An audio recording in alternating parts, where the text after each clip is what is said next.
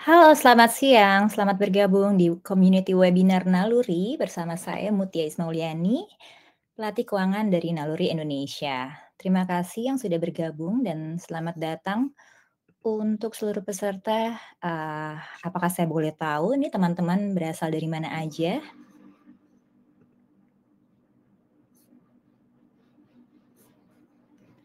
Sudah ada 30-an orang, silahkan. Saya lihat beberapa teman-teman dari beberapa perusahaan rekan kami ya. Oke.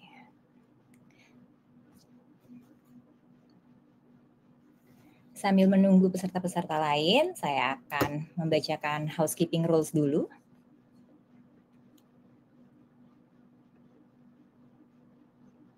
Oke teman-teman, karena kita sekarang menggunakan platform Demio ini membutuhkan koneksi internet yang stabil sehingga pastikan teman-teman berada dalam jaringan yang oke banget ya, dan semoga juga bisa mendengar dengan jelas materinya nanti, sehingga kalau misalnya nanti teman-teman mengalami masalah teknis, teman-teman bisa chat ke admin ya, tulisnya @naluri_events, nanti akan dibantu oleh admin. Dan nanti saya harap teman-teman bisa ikut aktif berpartisipasi karena saya akan menanyakan beberapa pertanyaan dan polling ya terkait dengan materi ini. Dan kalau misalnya teman-teman mau bertanya secara private gitu, teman-teman juga bisa pilih chat. Di situ nanti ada pilihan public dan private, teman-teman bisa chat pilih yang private, lalu nanti pertanyaannya akan saya bacakan secara anonim gitu ya. Dan materinya nanti handout materi akan teman-teman dapatkan dengan cara mengikuti sampai akhir sesi dan setelah mengisi feedback. Oke? Apakah semuanya sudah siap? Kita mulai saja ya.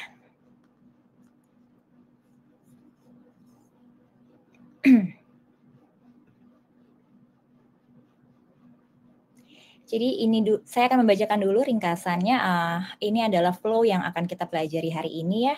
Saya akan membahas tentang jenis tujuan finansial, metode untuk mencapai tujuan finansial itu seperti apa, lalu membuat anggaran, ya, bagaimana cara membuat anggaran. Kemudian kita juga akan melihat sebuah skenario ya, contoh dalam membuat rencana keuangan itu seperti apa. Kemudian saya juga akan membahas soal beberapa kesalahan umum yang perlu dihindari saat membuat tujuan finansial. Dan terakhir akan saya berikan juga bagaimana kalau misalnya teman-teman mau menghubungi Naluri dan berkonsultasi dengan financial coach di Naluri. Dan di sesi terakhir akan ada sesi tanya jawab. Jadi kalau ada teman-teman yang mau menyampaikan pertanyaan boleh diketik dulu di kolom chat ya, tapi nanti sesi tanya jawabnya akan dilangsungkan di bagian terakhir. Oke? Oke, kita mulai saja ya. Sudah ada 50-an orang yang sudah bergabung. Selamat datang. Oke, sebelumnya saya akan memperkenalkan diri dulu. Nama saya Muti. Suaranya tidak terdengar. Sebentar, bisa dibantu? Saya terdengar ya? Oke. Oke. Terima kasih. Oke, terima kasih. Oke, saya lanjutin ya. Saya Muti, saya adalah perencana keuangan profesional sejak tahun 2015 dan baru bergabung di Naluri sejak tahun 2024 akhir gitu, dan sekarang saya akan membawakan materi community webinar ini dengan topik menetapkan tujuan untuk masa depan yang aman. Sertifikasi saya ada Certified Insurance Specialist, ada Certified Financial Planner, Qualified Wealth Planner, dan saya sendiri background-nya bukan dari finance maupun ekonomi, tapi saya dulu kuliahnya jurusan kriminologi teman-teman. Jadi ini membuktikan bahwa sebenarnya topik personal finance ini bisa dipelajari oleh semua orang, dan saya memang spesialis kayak khusus banget belajar untuk bisa mempraktekkan ilmunya buat diri saya sendiri dan juga bisa berbagi dengan lebih banyak orang. Oke. Suaranya tidak terdengar. Admin bisa tolong dibantu ya. Oke. Kalau gitu saya mau tanya dulu yang lainnya. Terdengar aman? Oke. Terima kasih ya. Oke. Baik. Kita akan mulai saja ya. Oke. Kenapa sih membuat tujuan finansial itu penting ya? Jadi teman-teman, saya pengen tanya dulu sebenarnya. Dari skala 1 sampai 5 ya, bagaimana teman-teman menilai kondisi keuangan teman-teman saat ini? Dari skala 1 sampai 5, skala 1 itu kewalahan, aduh sulit banget nih keuangannya. Yang kedua, stres gitu. Jadi merasa khawatir tentang kondisi keuangan. Yang ketiga, tidak yakin. Kayaknya bisa ngelola sih, tapi masih ragu gitu ya, masih belum terlalu pede gitu ya. Lalu yang keempat, udah percaya diri, saya yakin banget ngelola keuangan saya dengan baik. Dan yang kelima, ini udah di tahap aman. Aman pokoknya, keuangan saya udah stabil, nggak ada masalah. Kira-kira teman-teman hari ini, khususnya di bulan-bulan menjelang THR ini, gimana perasaannya dengan kondisi keuangannya saat ini? Keep them coming. Sudah 43% yang menjawab. Kebanyakan di 3 nih, belum yakin. Yang aman juga udah banyak ya, yang merasa aman oke banget nih, berarti sudah menerapkan mungkin ya, udah punya financial goals yang jelas, sudah punya rencana keuangan yang udah dijalanin gitu ya. Oke, sedikit lagi saya tunggu. Karena pesertanya makin banyak yang bergabung, berarti saya tunggu dulu sampai beberapa menit lagi ya, 1 atau 2 menit lagi ya. Saya pengen memastikan bahwa ini akan mewakili gitu. Ini akan mewakili dari teman-teman yang ada di sini.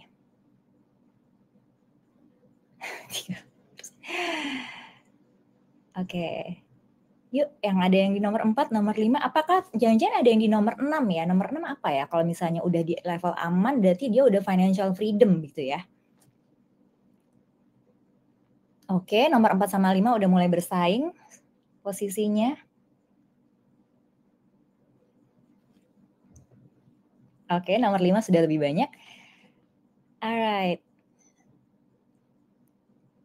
Apakah masih ada yang mau mengisi? Kalau enggak saya stop saja. 5, 4, 3, 2, 1. Oke. Jadi hasilnya teman-teman, 62% peserta siang hari ini merasa tidak yakin ya. Kemudian 13% dan urutannya kemudian 10%. 13%-nya di posisi 4 dan 5 ini sama ya, percaya diri dan aman. Jadi artinya saya yakin ini perencana keuangannya udah berjalan ya. Dan yang stres itu cuma 10% dan yang kewalahan udah 2% ya. Mudah-mudahan sesi ini bisa ngebantu teman-teman lebih mengarahkan lagi rencana keuangannya seperti apa. Oke, pertanyaan selanjutnya. Ya, jadi teman-teman ingat ya, posisi teman-teman sekarang ada di skala 2, 3, 4, 5 atau 1 tadi itu ya. Sekarang saya tanya, apa yang perlu terjadi agar teman-teman merasa lebih baik dari penilaian yang sebelumnya tadi? Jadi kalau misalnya teman-teman tadi merasa stres ya di posisi 2, gimana apa yang akan teman-teman lakukan supaya bisa naik ke posisi 3, 4 atau 5? Kalau misalnya teman-teman udah di level percaya diri di level 4, apa yang teman-teman perlu lakukan supaya bisa membaik ke posisi kelima atau yang udah 5 ya itu tadi mungkin udah bisa di financial freedom atau retire early jangan-jangan. Kira-kira apa yang perlu teman-teman lakukan? Silakan jawab di chat. Belajar dari sesi ini. Oh, terima kasih. Oke. Silakan teman-teman jawab di chat kira-kira apa yang perlu teman-teman lakukan supaya bisa merasa lebih baik dari penilaian yang tadi sebelumnya. Lebih baik investasi yang secure untuk masa pensiun saya. Oke. Terima kasih Mas Muhammad. Berani mulai bisnis. Dari Kak Fitri, belum tahu coach. Ada yang jawab lunasin KPR. Nah ini yang lunasin KPR ini mungkin sekarang masih masih kayak aduh tagihan gede banget sih gitu. Jadi pengen buru-buru selesaiin supaya dia bisa naik level ke jenjang berikutnya yang tadi ya merasa lebih aman, merasa lebih pede, merasa lebih tenang gitu ya. Fernanda membuat financial reset, goal dan planning yang tepat. Oke. Mencicil beli saham, bisa berinvestasi. Oke, berarti tahapan-tahapan yang teman-teman akan lakukan adalah sebuah rencana nih ya teman-teman ya. Sebuah rencana ya. Jadi saya pikir ini adalah langkah yang baik ketika teman-teman bisa menjawab seperti ini. Artinya udah tahu nih sekarang kondisinya di mana, lalu ingin seperti apa dan apa yang harus dilakukan gitu ya. Dari Yuda, tepat sekali. Belajar mengetahui kebutuhan kita dibandingkan dengan penghasilan ya, sehingga bisa benar-benar yakin dalam melakukan planning. Oke. Tapi sebenarnya apakah masalahnya hanya di penghasilan gitu ya? Jadi penghasilan sebesar apapun teman-teman, sebenarnya yang tricky adalah kalau misalnya kita nggak jago ngelolanya, penghasilan seberapa besar pun itu bisa ambiar begitu saja.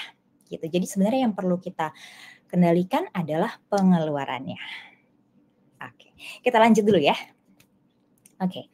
Kenapa sih kalau dalam perencanaan keuangan itu membuat tujuan menjadi penting gitu? Karena teman-teman kita bayangkan aja kalau hidup kita ini nggak ada tujuannya. Saya nggak tahu nih hari ini mau ngapain gitu. Misalnya hari ini bangun tidur terus ngapain ya? Atau misalnya keluar rumah mau pergi kemana ya? Dan itu kita nggak tahu. Bandingkan dengan misalnya saya tahu bahwa hari ini jam 1 saya harus membawakan webinar gitu ya. Jadi saya bangun tidur udah tahu nih apa yang harus saya lakukan menuju webinar itu terjadi. Gitu. Jadi lebih terarah. Atau misalnya saya keluar rumah dan hari ini ternyata saya mau pergi ke Bandung. Saya mau pergi ke Bandung naik kereta Wush dan berarti saya pesan taksi menuju mana itu Cawang ya. Jadi udah tahu arahnya ke sana sehingga tujuannya jelas, naik kendaraannya apa juga jelas. Tujuan finansial ini bisa membantu kita untuk memberikan arah dan fokus gitu. Jadi kita bisa mengelola uang dengan lebih terstruktur. Kalau misalnya kita punya penghasilan tapi kemudian kita nggak tahu nih uangnya mau dipakai buat apa atau kita nggak punya goal yang jelas, aduh biarin aja deh uang habis-habis begitu aja deh, uang dipakai begitu aja sehingga biasanya yang terjadi adalah saya nggak tahu uang saya habis kemana atau saya nggak bisa nabung karena kayaknya uangnya kepake terus. Gitu. Dengan punya tujuan, kita punya fokus dan target yang akan kita kejar. Ya. Dan ini juga akan membantu kita menentukan prioritas, teman-teman.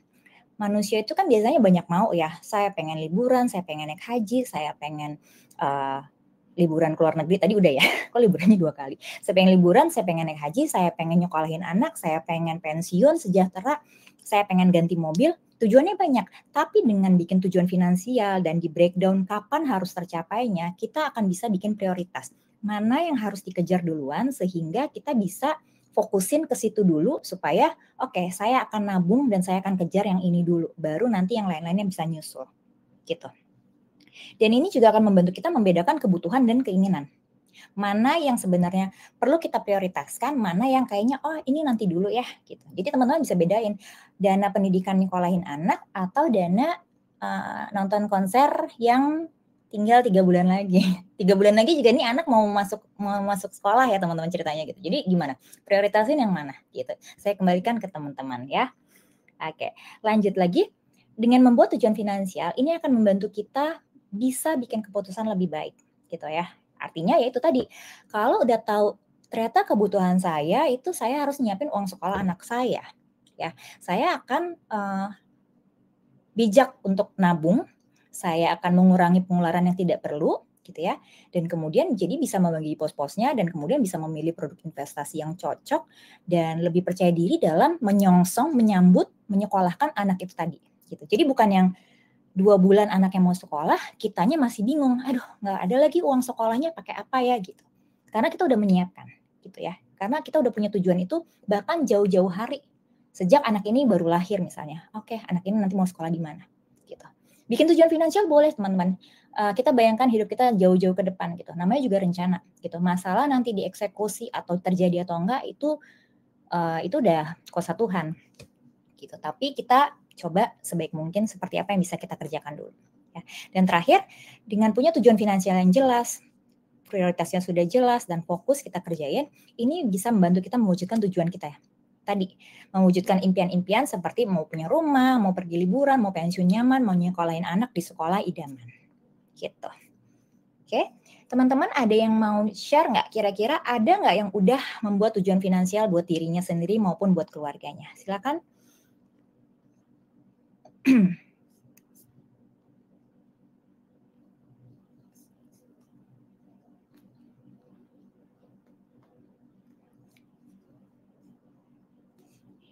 Oke, ada yang japri. Ada yang private message bilangnya mau nyiapin dana pensiun karena udah di dekat mata. Oh, udah bentar lagi kali ya gitu. Kayak saya nggak nanya usia lah ya kalau gitu ya, tapi kalau misalnya udah kepikiran dana pensiun mungkin ini udah berapa? 10 tahun lagi mungkin. Nah, kadang sulit konsisten, oke? Kita akan cek nanti sebenarnya apa sih yang membuat tidak konsisten. Ya.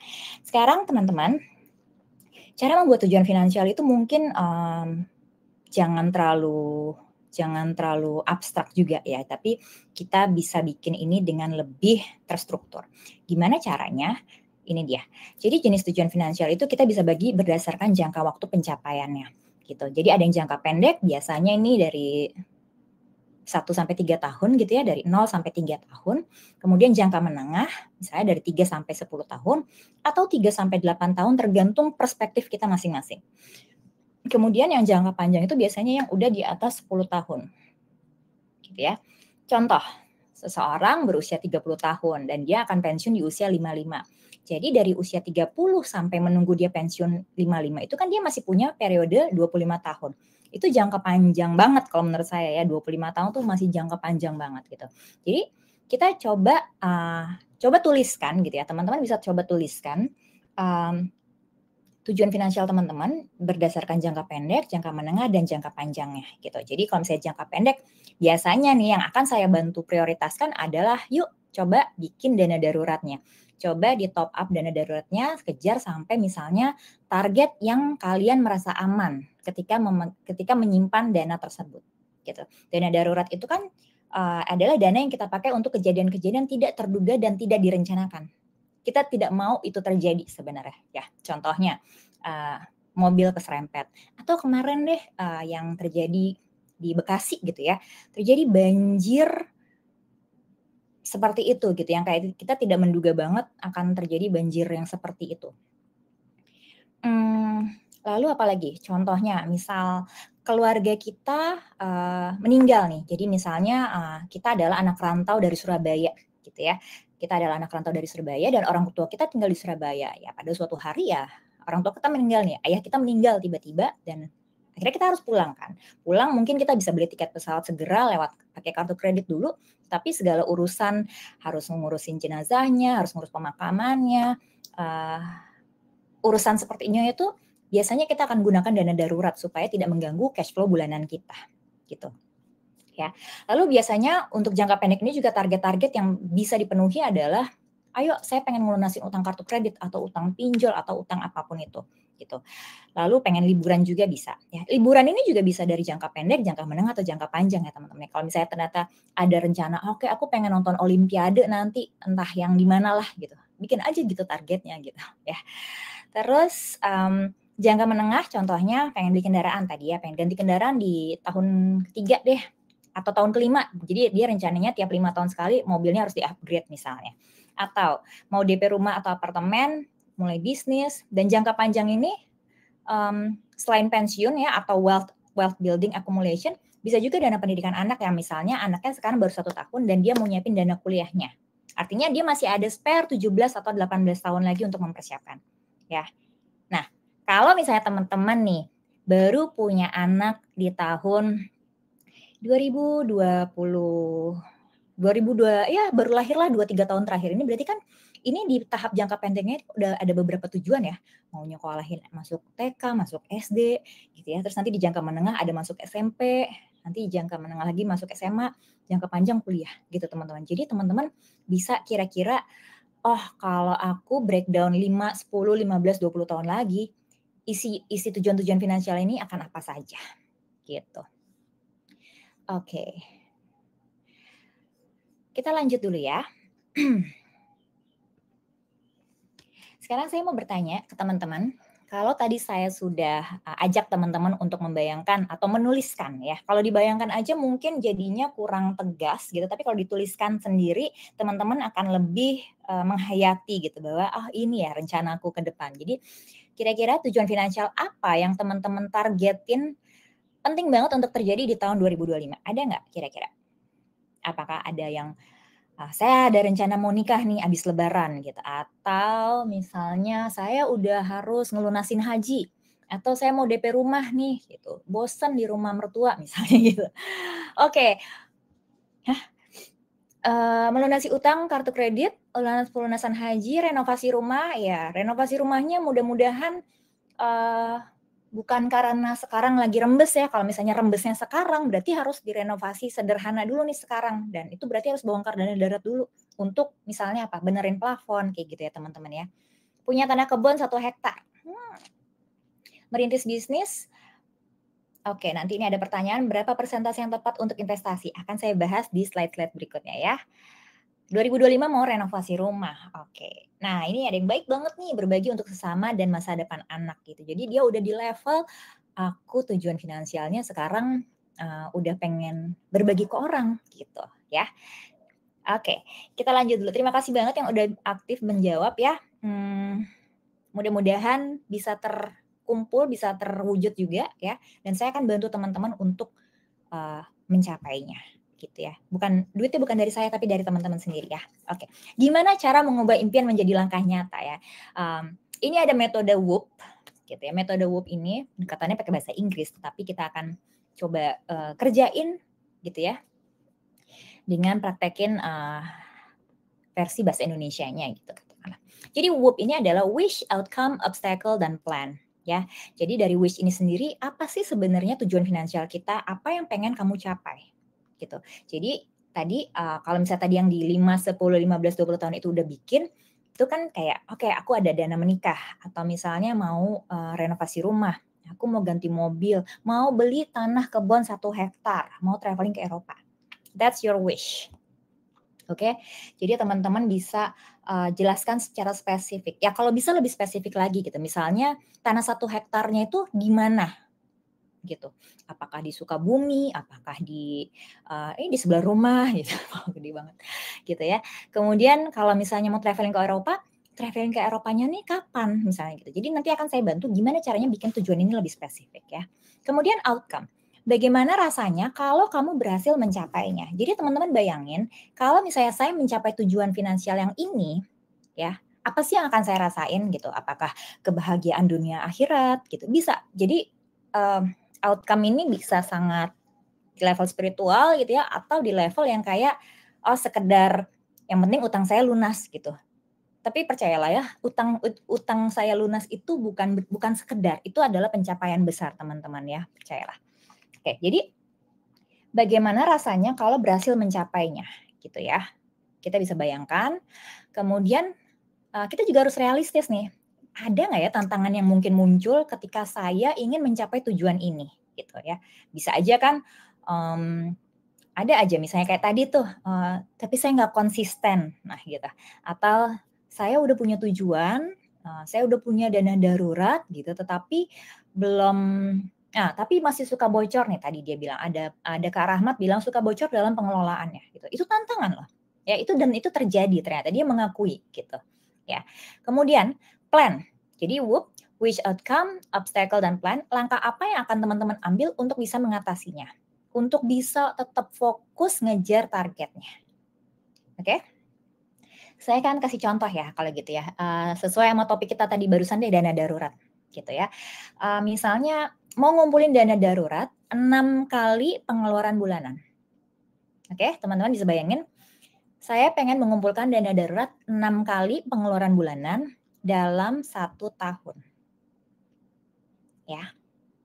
Ya, jadi teman-teman sekarang sambil ngitung nih, 6 kali pengeluaran bulanan saya gitu, pengeluaran bulanan teman-teman, dan bisa nggak ya tercapai dalam 1 tahun gitu kan tujuannya ya. Nah, outcome-nya apa? Apa yang dirasakan kalau misalnya ternyata teman-teman berhasil mencapai itu? Ya, perasaannya adalah saya akan merasa tenang, secure, merasa tenang dan aman, dan saya bisa tidur nyenyak nih, gitu. If rainy days happen dan segala macam. Namanya juga dana darurat ya buat jaga-jaga, ya. Jadi kalau misalnya targetnya adalah katakanlah 6 kali pengeluaran bulanan itu 1 bulannya adalah 10 juta, maka targetnya adalah ngumpulin 60 juta. Kalau udah pegang 60 juta di tabungan atau di deposito, udah oke, saya merasa tenang, saya bisa ngerjain yang lain-lain misalnya kayak gitu. Oke. Nah, sekarang obstacle-nya, tantangannya apa kira-kira? Tantangannya mungkin, aduh ternyata saya masih boros lagi. gitu. Atau tadi saya nggak konsisten, aduh boro-boro deh nyisihin duit kayak gitu, ya kan. Tapi kita balik lagi ke tadi wish dan outcome-nya seperti apa gitu. Jadi supaya yang namanya obstacle ini bisa beneran kita tangkis atau beneran kita bisa address gitu ya, kayak bisa, oh enggak, untuk menghindari ketidakkonsistenan ini atau misalnya gimana supaya nggak bocor berarti harus dijaga, harus ada strateginya ya. Sehingga plan-nya apa? Langkah apa yang akan kalian ambil? Oke. Langkah apa yang akan kalian ambil untuk berjaga-jaga supaya plan ini tetap jalan ya. Caranya adalah dengan catat pengeluaran-pengeluaran kita.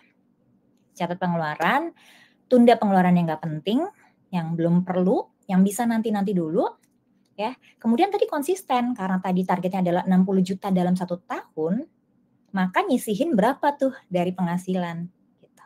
Atau kita nunggu dari bonus juga atau dari THR seperti itu. Ya, supaya apa? Supaya tadi outcome-nya tercapai. Kalaupun misalnya gitu ya, nyaris gitu, belum kekumpul 60 tapi udah ada 48. Tapi gimana ya, jadi miss tuh. Loh nggak apa-apa, tetap apresiasi, tetap hargain kamu gitu. Itu adalah suatu keren banget loh dapat 48 juta dalam setahun juga gitu kan ya.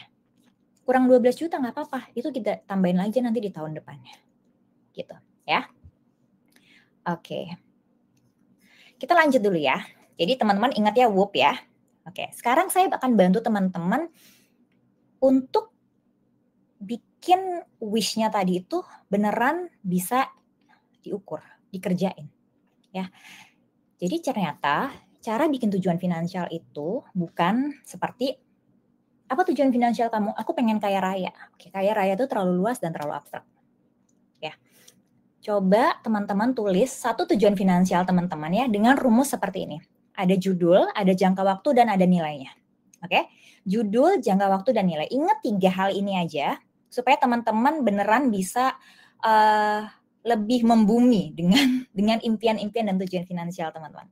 Oke, contoh tadi dana darurat dalam waktu 1 tahun, tapi ternyata dia 30 juta aja nih kalau di contoh ini ya. Kemudian ada contoh lain, pengen menikah ya, mau nyiapin dana menikah judulnya, jangka waktunya dalam 2 tahun dan nilainya adalah 150 juta. Nilai ini bisa jadi budget atau harga saat ini gitu ya. Oke. Terus contoh yang ketiga adalah pengen ngumpulin dana pensiun dalam waktu 20 tahun dan targetnya adalah 3,6 M gitu. Ini dengan asumsi ya, saya bikin asumsi perhitungannya si orang ini usianya 35 tahun dan biaya hidupnya dia 10 juta per bulan gitu. Kalau dihitung dengan kalkulator dana pensiun yang saya punya gitu ya, dan asumsinya dia punya angka harapan hidup dari usia 55 sampai 75 gitu ya. Jadi untuk pensiunnya 20 tahun, maka dia butuhnya 3,6 M untuk bisa menghidupi dia selama 20 tahun setelah pensiun itu. Jadi teman-teman mesti bayangin ya, ketika ada dibilang dana pensiun atau wah saya udah masuk usia pensiun, itu bukan berarti hidup teman-teman berakhir. Ya, pensiun itu periodenya masih panjang sampai akhirnya nanti misalnya dipanggil sama Tuhan gitu. Bisa juga nanti kita udah dipanggil duluan sebelum pensiun, artinya meninggal dunia di usia produktif ya. Apapun bisa terjadi karena kematian itu pasti, cuma kita nggak tahu kapan. Tapi yang namanya manusia berusaha, oke kita kumpulin dana pensiun juga supaya nanti pensiun saya sejahtera. Gimana dengan yang kalau udah ada dana pensiun dari kantor Mbak Muti atau misalnya kan ada BP Jam Sostek misalnya gitu ya, ada jaminan pensiun atau ada jaminan hari tua. Oke, sekadar bocoran aja teman-teman, mungkin itu tidak cukup untuk membiayai hidup kamu sampai 20 atau 30 tahun di usia pensiun tadi. 3,6 M ini ceritanya bisa sendiri atau bisa sekeluarga, tapi ceritanya ini asumsinya pengeluaran biaya hidupnya 10 juta per bulan. Ya, Mas Endi. Gitu. Ya.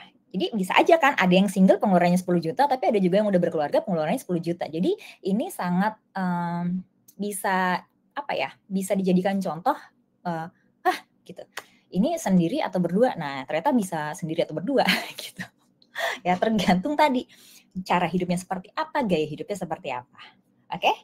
Ya, jadi teman-teman, judul, jangka waktu, nilai ya. Ada yang bisa kasih contoh nggak ke saya? Kira-kira teman-teman punya target atau tujuan finansial apa yang bisa dijadikan contoh seperti ini. Boleh dong tulis.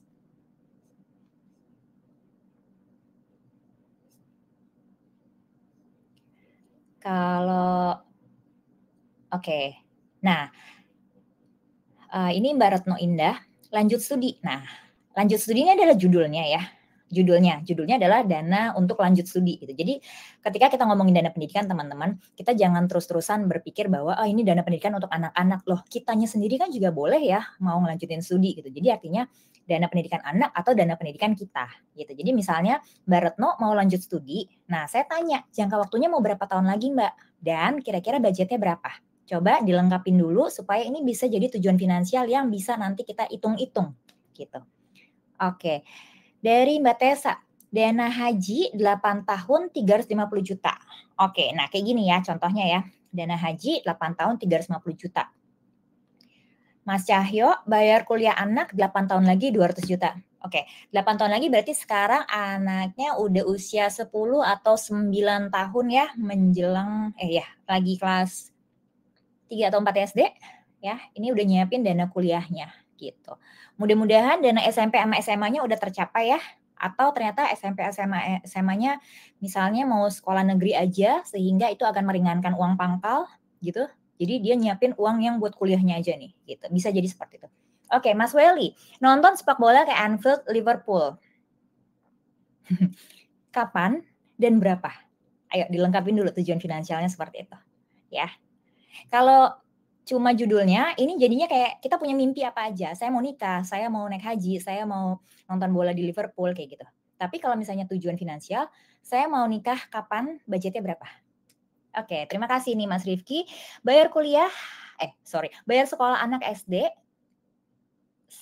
3 tahun lagi, budgetnya 60 juta. Oke, ini ceritanya uang pangkal SD-nya 60 juta ya nilai saat ini gitu ya. Oke teman-teman ya, dengan berlatih seperti ini ya, teman-teman bisa ada bahan diskusi mau dengan diri sendiri maupun dengan pasangan gitu yang kayak artinya tujuan finansial itu ternyata memang harus diginiin nih, harus di breakdown judul, jangka waktu dan nilainya supaya benar-benar nanti bisa kita pisah-pisahin mana yang harus dikerjain duluan dan kira-kira targetnya itu harus dikumpulin berapa gitu. Ya, terima kasih nih Mbak Retno udah ngumpulin, udah jawab lagi mulai kuliah semester depan dengan biaya 25 juta per semester. Oke, artinya ini udah tinggal besok ya. Artinya uang semesteran berapa bulan lagi nih? Semester besok 3 atau 4 bulan lagi ya? 4 bulan lagi 25 juta gitu. Dan nanti di semester berikutnya lagi 25 juta lagi, 25 juta lagi gitu teman-teman. Oke? Terima kasih ya yang sudah menjawab. Iya, ini Fernanda juga benar. Bayar uang pangkal SD dalam 1 tahun senilai 45 juta. Oke. Teman-teman mesti ingat juga ya, ketika teman-teman di sini menyebutkan angkanya di atas 1 atau 2 tahun, ya, perlu nanti memperhitungkan faktor inflasi. Oke? Oke, itu teaser dulu aja, oke? Saya lanjut dulu. Gimana dong kalau gitu caranya Mbak Muti untuk mencapai tadi nih, saya mau nyekolahin anak, kalau tahun depan sih udah harus disiapin ya berarti ya Mas, ini Mas Fernanda atau Mbak saya kurang tahu, Kak Fernanda kalau gitu, saya bikin yang gender netral aja. Dalam 1 tahun lagi berarti ini duitnya udah harus terkumpul nih sedikit-sedikit. Oke. Dan tadi kalau Mas Rifki 3 tahun lagi mau ngumpulin 60 juta. Gimana sih caranya? Apakah 60 juta itu langsung aja dibagi 36 bulan gitu ya? Bisa jadi. Gitu. Tapi sebelum sampai ke sana juga, saya akan sharing kenapa membuat tujuan finansial itu tadi harus seperti tadi gitu, harus sedetil itu gitu. Karena ini teman-teman, setidaknya ada si why, how, dan what ini ya. Ada kenapa, ada gimana, dan ada apa ini yang mau kita bahas gitu. Jadi kenapa? Jadi kenapa sih tadi saya repot-repot bikin tujuan finansial seperti itu? Kenapa saya mau nyekolahin anak di sekolahan yang tadi 60 juta itu misalnya? Kenapa saya mau pensiun 6 tahun lagi? Berarti ini pensiun deket lagi, bentar lagi nih bener, 2,5 miliar. Kenapa harus segitu? Atau kenapa saya mau nonton bola di Anfield gitu? Kenapa enggak jangan deh, nanti berantem kita. Oke? Itu adalah value yang teman-teman udah punya gitu. Jadi pastikan tujuan-tujuan finansial ini emang udah selaras dengan nilai-nilai yang teman jalanin, yang teman yakinin gitu ya. Kalau misalnya tadi teman-teman nggak punya faktor why yang cukup jelas dan mengikat gitu ya. Ya teman-teman tuh biasanya bisa mensabotase tujuan-tujuan finansial itu juga. Contoh, kalau misalnya kita cuma ikut-ikutan orang gitu ya, dia mau nonton bola di Anfield gitu, aku juga ikutan gitu, padahal nggak suka bola. Oh ternyata pacarnya gitu, ternyata dia pengen nyenengin pacarnya gitu. Atau misalnya, si itu beli rumah di Bintaro sektor 9 gitu, saya juga mau di Bintaro sektor 9 gitu. Padahal dia temannya itu milih rumah di Bintaro sektor 9 karena itu dekat dengan rumah orang tuanya yang sudah sepuh gitu. Jadi ada faktor cari properti dekat keluarga. Sementara dianya sendiri masih single, yang orang tuanya juga rumahnya masih ada, orang tuanya juga masih produktif misalnya gitu. Jadi mungkin tidak relevan kenapa kamu juga harus punya rumah di Bintaro gitu. Kecuali memang dia udah punya alasan yang jelas bahwa lingkungannya asri misalnya, atau rumahnya bagus-bagus, rumahnya masih baru seperti itu. Ya faktor-faktor tersebut tuh harus bisa jadi faktor penguat kita ketika kita bikin tujuan finansial.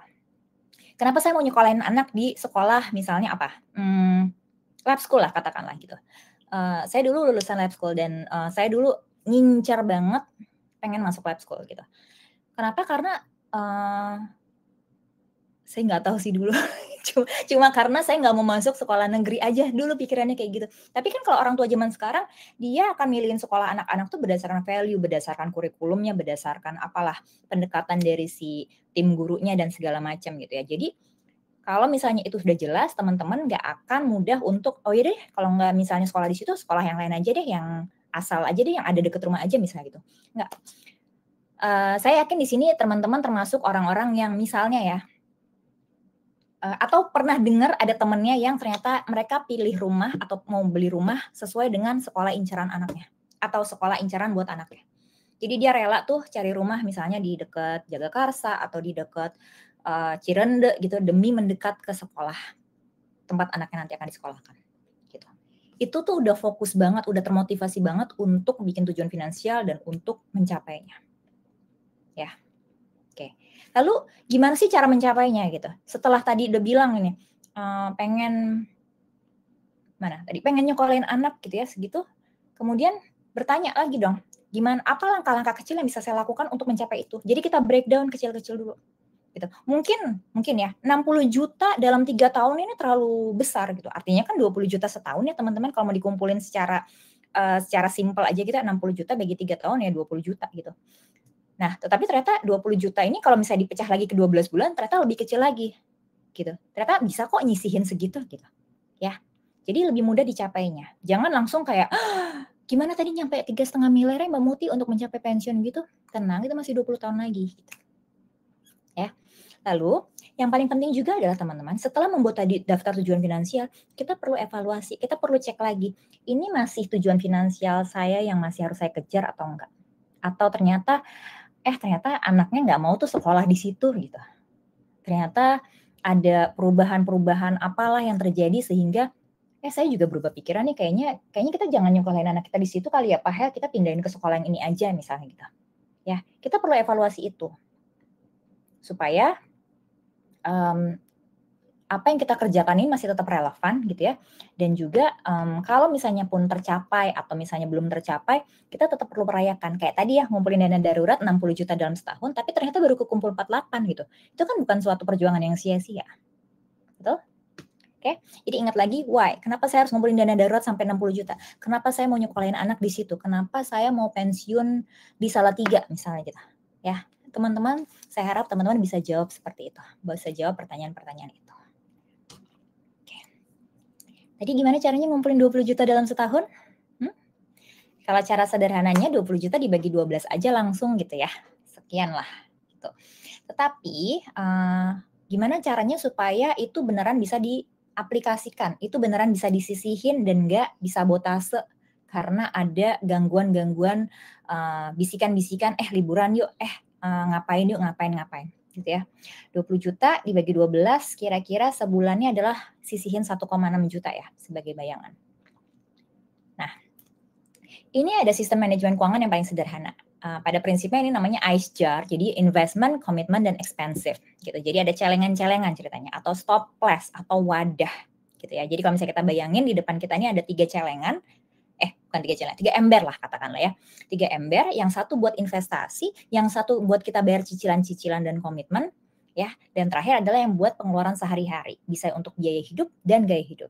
Saya perlu ingatin teman-teman dulu, apakah teman-teman sudah bisa membedakan apa yang disebut biaya hidup dan apa yang disebut gaya hidup?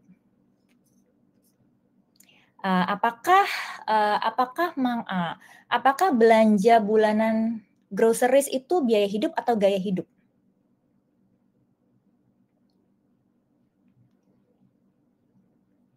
Oke. Oke. Apakah langganan Netflix itu biaya hidup atau gaya hidup?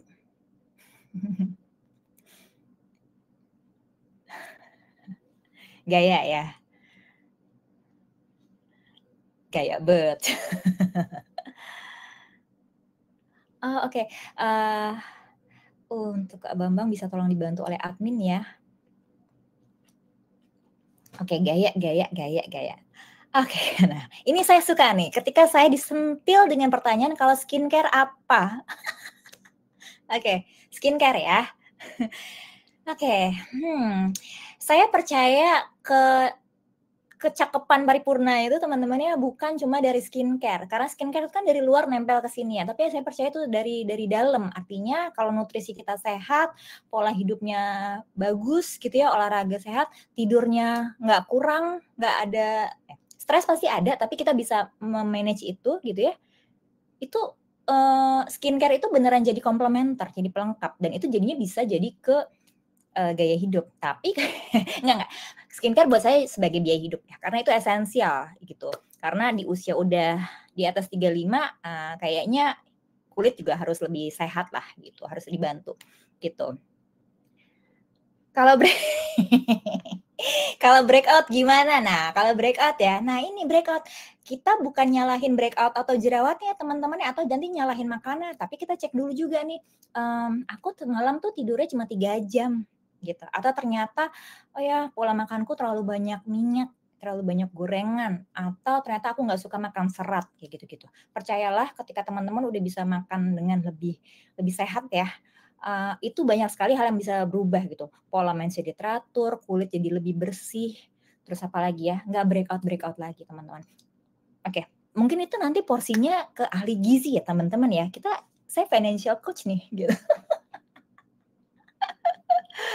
Oke, skincare gaya hidup ini laki-laki yang ngomong gimana nih teman-teman? Kita apain nih? Nah, tergantung personal masing-masing lah ya, gimana memposisikannya gitu. Bisa lah, nggak berlebihan yang penting gitu ya. Oke, kita balik lagi ke icejar. Oke ya, udah bisa bedain mana biaya hidup dan gaya hidup ya. Kalau yang super-super berarti ke gaya hidup, bisa jadi seperti itu. Jadi kalau misalnya, apa namanya, kalau misalnya teman-teman mesti bikin proporsinya, ini kan kalau digambar nih kayak sepertiga sepertiga sepertiga aja gitu ya. Tapi, karena memang kalau di bagian komitmen atau biasanya dalam pola pengeluaran, porsi untuk cicilan itu biasanya maksimal 30% dari penghasilan. Gitu, 30% dari penghasilan gitu. Artinya yang 70%-nya ini nanti dibagi untuk investasi dan buat biaya hidup dan gaya hidup tadi, gitu. Nah, golden rule-nya adalah pokoknya untuk bagian cicilan sama expense, komitmen dan expense ini maksimal adalah 2/3 dari penghasilan. Oke, artinya bisa nggak sih kita komitmen untuk investasi sampai 30%? Ya, that's the question. Oke. Nah, ini contoh. Saya dari tadi mungkin pakai contohnya 10 juta terus karena ini perhitungannya jadinya mudah aja gitu kayak bulet-bulet gitu ya. Oke, contoh, kalau penghasilannya 10 juta, kita porsikan ya. Di ICE-nya di investasi itu adalah investasi alokasinya 3 juta, kemudian di cicilan 3 juta, maka sisanya untuk biaya hidup dan gaya hidup adalah 4 juta. Tetapi itu kan tadi budget. Itu kan tadi budgeting ya. Karena ternyata ada aktualnya nih, kejadiannya saya cuma bisa nabung 2 juta, artinya kurang 1 juta gitu. Oke. Atau porsi cicilannya mestinya 3 juta, tetapi ternyata karena KPR-nya dia 3,5 juta, ya mau nggak mau dia kelebihan 500.000 alias dari porsi komitmen itu sendiri dia udah kelebihan 500.000. gitu. Hati-hati ya teman-teman, ketika cicilan teman-teman udah di atas 30% atau bisa mencapai 35 atau 40%, biasanya nanti yang dikorbankan adalah teman-teman jadinya agak puasa Senin Kamis, atau teman-teman ternyata mengorbankan, udahlah nggak usah nabung dulu lah, orang nggak ada duitnya, kayak gitu. Nggak, nabung sama investasi itu mesti diupayakan. Oke? Mesti diupayakan. Ya. Dan terakhir yang di bagian expenses ini nih, biaya hidup dan gaya hidup, teman ingat ya, biaya hidup dan gaya hidup. Yang penting dan yang bisa ditunda gitu. Artinya gini, bisa nggak kalau misalnya nanti dibuat di biaya hidup ini, budget makan kita tuh kalau kita bikin budgetnya budget kantin aja, jangan kintan gitu, ya. Sehingga kalau misalnya budgetnya 4 juta tapi ternyata expense-nya 4,5 juta, itu aja udah kelebihan 500.000.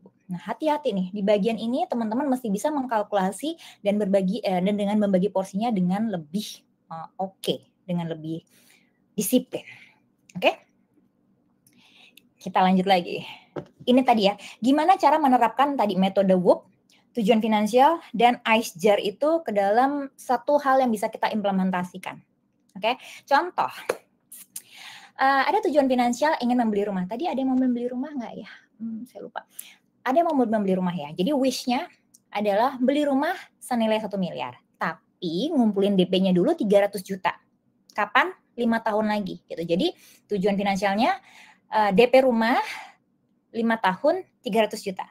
Oke? Ya, sepakat ya di situ ya. Oke.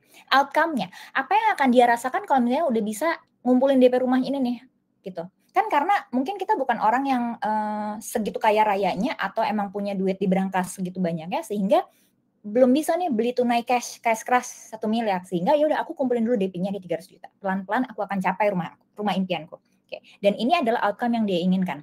Merasa aman dan nyaman dengan punya rumah sendiri. Punya kepemilikan properti gitu ya. Nah, dia sadar bahwa bisa aja nih ada kendala-kendala semacam gimana ya kalau misalnya nanti ternyata aku nggak bisa ngelanjutin bayar cicilannya karena pendapatanku terbatas gitu, dan ada ketidakpastian pendapatan, misalnya siapa tahu tahun depan atau 2 tahun lagi perusahaanku layoff massal yang kayak gitu-gitu. Atau misalnya gara-gara nyiapin DP ini aku jadinya nggak bisa aku nggak bisa ngeluarin duit yang buat yang lain-lain gitu. Ya, jadi banyak obstacle, banyak kendalanya. Nah, setelah berkonsultasi dengan financial coach misalnya gitu ya, dia jadinya punya target, dia punya rencana untuk bikin budget yang lebih ketat, atau dia siapin DP lebih besar nih, lebih dari 300 juta supaya nanti cicilannya bisa lebih ringan. Oke? Kemudian ada juga dia faktorin kayak, oke kalau gitu aku coba nambah penghasilan deh, aku berdagang, aku side hustle, aku kerjaan freelance gitu ya, supaya keran-keran income-nya bertambah. Dan ini adalah salah satu ini adalah salah satu langkah yang memang ternyata perlu dilakukan, yaitu nabung atau kumpulin DP-nya dengan investasi atau ditabung sebesar 5,1 juta per bulan di investment jar gitu ya. Jadi harus dipisahin nih langsung dari penghasilannya dia, misalnya penghasilan dia 10 atau 15 juta, dia coba sisihin 5,1 juta per bulan ya, dengan asumsi misalnya dia tidak cuma menabung gitu, tapi dia investasikan di produk misalnya reksadana pasar uang yang memberi return sampai 5% per tahun gitu. Insya Allah ini bisa tercapai teman-teman kalau disiplin, kalau dikerjain. Oke. Saya kasih contoh yang kedua. Metode WOOP yang kedua adalah untuk menikah ya. Di sini misalnya ada yang masih single, ini bisa jadi contekan sederhana ya. Sederhana aja tapi ini karena nikahnya juga konsep garden wedding dengan budget 150 juta aja. Kapan? 2 tahun. Sebagai ini ya, sebagai insight aja, banyak yang datang ke saya ketika saya tanya masih lajang atau sudah menikah. Oh masih lajang. Ada rencana nikah atau enggak? Belum ada. Tapi ternyata tahun depannya dia udah mau nikah tuh. Besok-besok pas ketemu lagi, Mbak saya ada rencana nikah tahun depan. Gitu. Jadi ternyata dana menikah ini adalah salah satu tujuan finansial yang biasanya pengen dicapai cepat dan budgetnya cukup besar. Gitu. Iya nggak? Benar nggak sih kayak gitu? Gitu. Nah, selanjutnya adalah outcome-nya. Apa sih sebenarnya yang akan dia rasakan ketika bisa mencapai bisa menikah dengan konsep garden wedding itu dengan budget seperti itu? Oh, ternyata dia merasa bisa bahagia dengan pernikahan yang sesuai dengan harapan dan tanpa utang. Ya. Ingat, hidup yang sebenarnya adalah hidup sesudah menikah, bukan hidup pas pernikahannya gitu. Jadi jangan sampai rela berutang demi pernikahan, wah, gitu ya. Tapi abis itu kehidupan setelah menikahnya langsung dipenuhi dengan cicilan-cicilan. Jangan sampai ya. Nah, obstacle-nya apa? Kalau misalnya saat ini budgetnya terbatas atau orang tua kurang mendukung konsepnya. Kemudian nggak disiplin menabung atau amit-amit ya putus di tengah jalan, nggak jadi deh nikahnya gitu. Dan ini juga salah satu tips dari saya, hindari buka rekening bersama atas nama ini kan mau nikah atau kita kan pacaran udah lama kita bukan rekening bersama yuk, jangan. Gitu. Kalian belum satu entitas resmi, belum legal. Ya. Oke. Nah, apa nih yang akan dilakukan oleh pasangan ini gitu? Setelah berkonsultasi dengan financial planner, ternyata sarannya adalah yuk coba berhemat dan masing-masing ya sisihin 4 juta setahun 4 juta per bulan ke investment jar tadi ya. Dalam 2 tahun terkumpul tuh 4 kali 12 48 kali 2 orang 96 juta. Nah, kekurangannya 64 juta, dia bisa kejar lewat bonus dan THR. Ya. Jadi artinya bonus dan THR adalah amunisi kita untuk bantu ngejar tujuan-tujuan finansial yang cukup besar nih tiap tahunnya. Ya nikah bukan tiap tahun ya, tapi untuk target ini, oh mau nggak mau nih, oke pakai bonus sama THR aja deh gitu. Ya, dan juga bisa cari penghasilan tambahan. Ini adalah salah satu contoh penerapan metode WOOP, bikin rumus tujuan finansial, dan penerapan tadi konsep ICE jar tadi. Oke. Nah, sekarang kita lanjut ke kesalahan umum dalam menetapkan tujuan finansial. Menikah sekarang mahal ya. Nah, dulu Pak Bambang nikahnya berapa? Atau belum? Tapi ini 150 juta tadi saya kasih contohnya udah dihemat-hemat loh Pak gitu. Karena nggak tahu ya, saya kalau ngelihat orang-orang nikah kayaknya jauh di atas ini sih sekarang. Oke. Hal-hal yang perlu dihindari ya. Hal-hal yang perlu dihindari dalam membuat tujuan finansial. Ingat teman-teman, tujuan finansial jangan terlalu ambisius. Artinya target ini mesti realistis ya. Kalau misalnya targetnya ternyata aku mau pensiun, gimana ya? Aku pengen punya istana di Menteng, bisa sih. Akuisisi aja tuh salah satu bangunan gitu. Atau misalnya nggak realistis lah, aku pengen pensiun besok gitu. Tapi sekarang sendiri kayak baru mulai kerja, itu nggak realistis. Gimana caranya? Cuma karena faktor FOMO atau karena ngeliatin orang flexing di media sosial terus gitu. Oh, aku juga pengen kayak gitu, aku pengen kayak gitu. Ya. Terus nggak punya rencana yang jelas ya. Kayak tadi, tujuan itu mesti jelas. Ada judulnya, ada jangka waktu, dan ada nilai. Dan ada strategi-strateginya tadi. Rencana apa yang akan kalian kerjakan supaya mencapai itu. Pakai WOOP tadi. Gitu. Ya. Lalu ternyata banyak orang juga yang merasa kalau saya udah punya tujuan finansial, oh udah didiemin aja, dikerjain, tapi ya udah tidak mengevaluasi ternyata hidupnya tuh berubah, gitu ya. Hidup itu bisa berubah loh teman-teman. Artinya gini, saya mau kasih contoh. Dulu yang terjadi pada saya adalah ketika saya udah nyiapin dana pensiun sejak usia 26 tahun gitu ya, baru melek finansial banget gitu ya. Oh, yaudah kumpulin dana pensiun gitu. Tapi ternyata dana pensiun itu saya cairkan pada saat saya mau nikah. Pada saat saya mau nikah saya cairkan itu. Kenapa? Karena modal nikahnya sih udah dari orang tua gitu. Tapi kan malu dong misalnya, masa saya nggak keluarin duit sama sekali sih. Nah, saya cairin lah tuh dana pensiun saya yang belum seberapa itu buat beli seserahan buat CPP gitu. Apakah itu langkah cerdas? Ya bodo amat, waktu itu kan saya nggak kepikiran sejauh itu gitu. Artinya ya udah nanti dana pensiun dikumpulin lagi lah sama suami gitu mikirnya. Oke. Lalu ketika sudah menikah, ambisius nih, kita kumpulin dana pendidikan anak ya gitu. Tanpa berpikir bahwa jalan hidup orang itu bisa bisa nggak normatif kayak habis nikah langsung punya anak, enggak gitu. Habis punya anak nyekolahin anak, bisa jadi nggak kayak gitu. Ternyata ada kendala ketika dalam proses hamil. Sehingga sebagian dana pendidikan yang udah dikumpulin itu harus dicairkan buat program hamil. Nah, itulah life happens sehingga kita mesti bisa untuk menyesuaikan, kita mesti bisa pivot gitu kan. Ya. Dan yang paling penting terakhir adalah tetap disiplin dan konsisten. Kalau misalnya ternyata ya udah tujuan finansialnya berubah dikit nih, ya udah tapi tetap dikerjain nih, tujuan yang baru ini dikerjain. Dihitung-hitung dan dicoba pelan-pelan cara tercapainya seperti apa. Gitu. Oke. Jadi dalam tujuan finansial itu, dalam perencanaan keuangan nggak bisa cuma niat, tapi emang mesti dikerjain, mesti implementasi dan mesti evaluasi. Oke. Nah, terakhir sebagai kesimpulan, saya harap teman-teman udah dapat gambaran untuk gimana sih memahami tujuan finansial itu seperti apa, atau bagaimana langkah-langkah sederhana yang bisa dilakukan untuk mencapai tujuan finansialnya gitu. Karena dengan ada tujuan finansial itu kita jadi punya kejelasan, ada clarity akan masa depan yang ingin kita bangun seperti apa. Dan kita punya kendali akan itu. Jadi lebih confidence, lebih percaya diri untuk melangkah gitu. Ya. Dan tadi gunakan metode WOOP dan rumus tujuan finansial untuk benar-benar bisa mengubah mimpi menjadi rencana konkret. Jadi yang tadi mau ke Anfield, dibikin lagi nih WOOP dan rumus tujuan finansialnya. Oke. Lalu nanti kalau misalnya udah tahu hitungannya, oh ternyata saya kira-kira harus nyisihin 1,6 juta per bulan untuk mencapai dana darurat, mau mencapai dana anak SD saya yang 3 tahun lagi itu, gitu ya. Maka saya harus berinvestasi atau nabung di pos yang investasi itu sebesar 1,6 juta per bulan, supaya bisa jalan terus, gitu. Dan ingat teman-teman, itu baru tujuan dan dana pendidikan.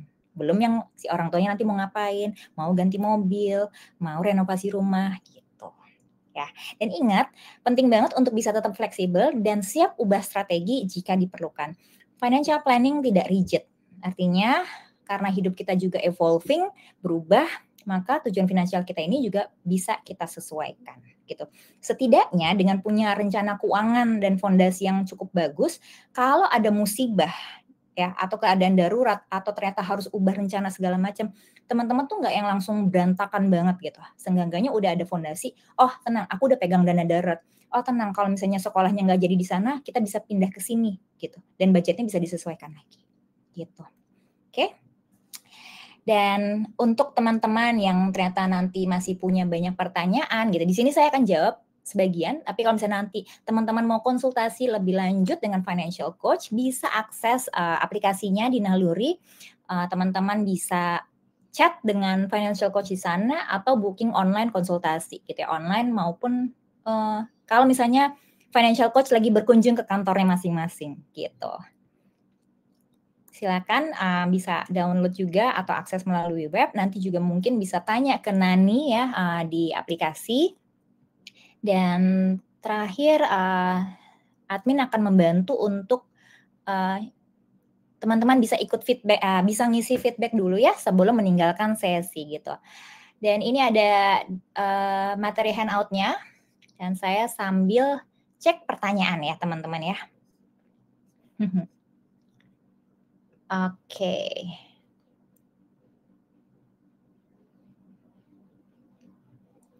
Oke.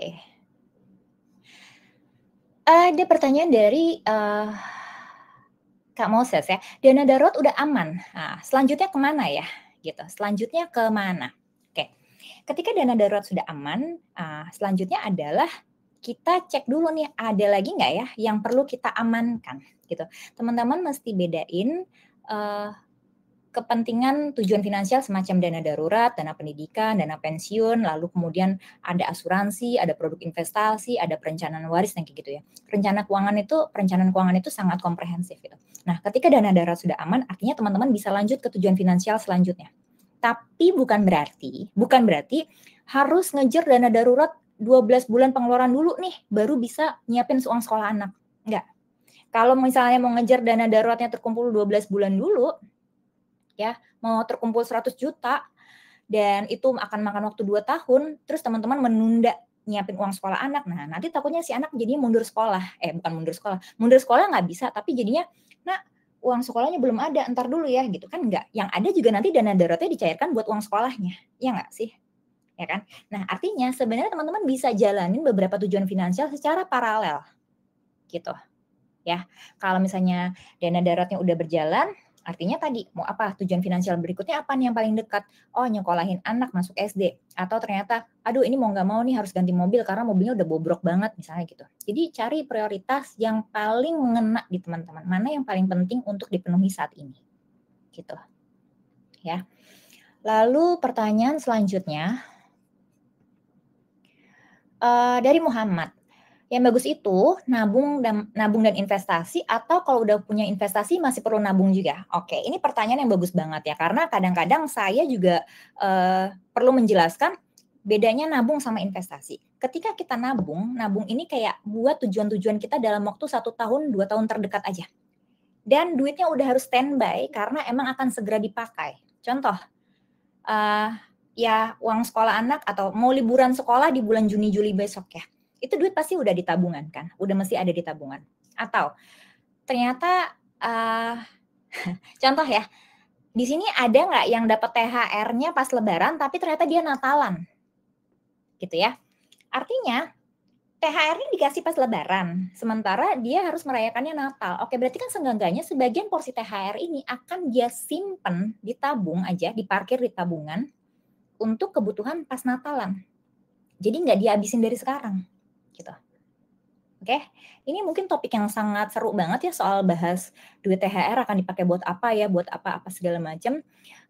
Terus juga kalau misalnya sebagian dari dana THR itu udah bisa disisihkan lagi buat kebutuhan-kebutuhan saat ini, misalnya ya, udah untuk misalnya untuk melunasin utang, untuk liburan yang besok, atau misalnya buat yang muslim ya, misalnya besok Lebaran, 2 bulan lagi Idul Adha. Nah itu THR bisa disisihkan nggak tuh buat sampai ke situ-situ? Kalau nanti THR-nya masih ada sisa, jangan lupa buat simpenin buat masa depan. Kita bisa investasi buat nambah dana pensiun kita, gitu. Yang buat masa depan. Nah, tadi nabung kan ditaruhnya di tabungan aja. Investasi ini bisa kita masukin ke produk investasi yang bisa memberikan target return. Misalnya masukin ke obligasi, ke reksadana, ke saham, gitu. Ya. Nantinya akan dipakai mungkin baru 3 tahun, 5 tahun, 10 tahun, 20 tahun lagi, gitu. Karena kalau duitnya cuma kita taruh di tabungan, tapi kita mau pensiun 20 tahun lagi, khawatirnya adalah duitnya ini cuma kegerus sama inflasi aja, atau sama pajak-pajaknya aja. Tapi kalau misalnya kita masukin produknya misalnya ke saham, atau ke produk obligasi gitu ya, nanti secara reguler kita evaluasi, dengan target return yang ngelawan inflasi ya, misalnya inflasinya 3% nih per tahun. Nah, kita pilih produk investasi yang 6%-an, 8%, 10%. Dan dia akan compounding, akan ngebantu kita ngegulung terus dan tercapai tuh sekian miliar, sekian ratus juta seperti itu. Itu bedanya nabung sama investasi. Jadi nabung dan investasi bisa berjalan barengan sama-sama karena sesuai dengan tujuan finansialnya. Ada yang nggak yang dalam waktu 1 tahun, 3 tahun, 5 tahun, 20 tahun lagi seperti itu. Oke. Oke, lanjut lagi dari dari Fernanda. Apakah saham bentuk investasi yang baik untuk orang-orang yang memiliki kekayaan di bawah 1 M dan lebih baik nabung atau investasi? Nabung atau investasi tadi saya udah jelaskan, tetapi kalau misalnya pertanyaannya, sekarang kekayaannya masih di bawah 1 M, apakah saham bentuk investasi yang baik? Teman-teman, pada dasarnya semua produk investasi ini ada kelebihan dan kekurangannya, gitu. Dan saya akan encourage teman-teman untuk belajar. Jadi gini, belajar tentang produk investasi itu bisa dari mana-mana ya. Bisa dari media sosial, bisa dari platformnya aplikasi reksadana, atau misalnya dari sekuritas, atau dari perbankan, atau dari website OJK. Gitu. Teman-teman bisa belajar dari situ. Tetapi pada prinsipnya adalah produk yang akan kita pilih ini akan melayani tujuan finansial kita. Makanya tadi penting banget menetapkan tujuan finansial dulu, baru nanti menghitung butuhnya berapa, baru nanti pilih produknya apa yang bisa melayani tujuan tersebut. Gitu. Contoh ya, saya mau ke Bandung tadi ya, saya mau ke Bandung itu bisa naik bus cepat, bisa naik pesawat lebih cepat lagi, bisa naik kereta atau naik travel. Macam-macam pilihannya. Dengan segala konsekuensinya. Ada yang lebih mahal, ada yang lebih cepat, ada yang naik travel lebih murah tapi jadinya 3 jam. Nah, seperti itu. Sama seperti kendaraan atau produk investasi itu tadi. Kalau kita mau pensiun 5 tahun lagi gitu ya, kita mau yang ngebut atau ngebut dan berisiko tinggi misalnya, atau mau yang tenang-tenang aja gitu ya, atau mau yang seperti apa kayak gitu. Ya. Apakah 5 tahun lagi kita masih pede dengan investasinya di saham, tapi 5 tahun lagi apa kabar ya IHSG gitu, apakah lagi naik turun banget atau gimana gitu. Atau kita butuh yang agak pasti deh, saya yang bisa memberikan saya kepastian, misalnya produk-produk obligasi pemerintah gitu. Fixed income, pendapatannya tetap gitu. Dan selama ini masih dijamin negara gitu. 3 tahun cair atau 2 tahun cair seperti itu. ya. Soal produk investasi, mudah-mudahan teman-teman nanti bisa lanjut belajar mungkin di webinar selanjutnya atau di sesi-sesi webinar di perusahaannya masing-masing gitu ya bersama Naluri. Tetapi yang jelas produk melayani tujuan, sehingga ini tergantung dari tujuannya tadi mau apa gitu ya. Saya akan bilang investasi baik-baik, saham investasi yang baik gitu. Tapi kalau misalnya memang ini sesuai dengan kebutuhannya masih buat jangka panjang misalnya. Tapi kalau buat jangka pendek takutnya deg-degan, takutnya nanti malah sedih kalau misalnya investasinya minus. Gitu. Kita lanjut lagi. Oke. Apakah biaya pernikahan mulai ditabung dari sekarang untuk 2 tahun lagi bisa disimpan dalam bentuk emas ya atau masuk tabungan aja karena harus simpan dalam bentuk cash. Oke. Emas produk logam mulia ya teman-teman. Logam mulia ini biasanya saya nggak terlalu sarankan untuk tujuan-tujuan yang jangka pendek setahun atau 2 tahunan gitu. Memang ya yang terjadi sekarang adalah tahun lalu emas itu 1,4 tapi tahun ini udah 1,7. Jadi seolah-olah bisa nih kalau tiap tahun kenaikannya 300 gini berarti artinya oke lah ya nih investasinya gitu.